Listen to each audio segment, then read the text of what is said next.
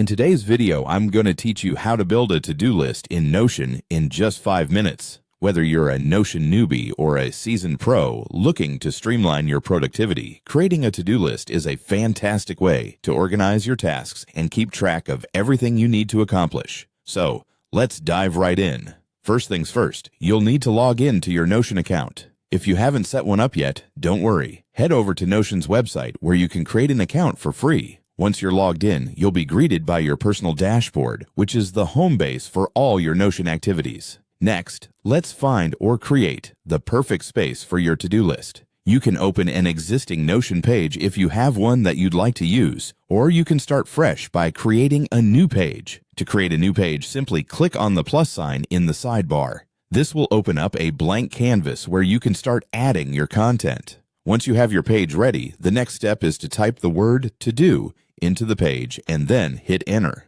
What this does is it creates a checkbox item, an essential feature of a to-do list. As you type "to do" and press enter, Notion's smart suggestions will jump into action, giving you a handy checklist format. This small but mighty tool will be your best friend as you start to build your list. Now, on to the fun part, adding tasks. With your first checkbox in place, start typing the task that you need to get done.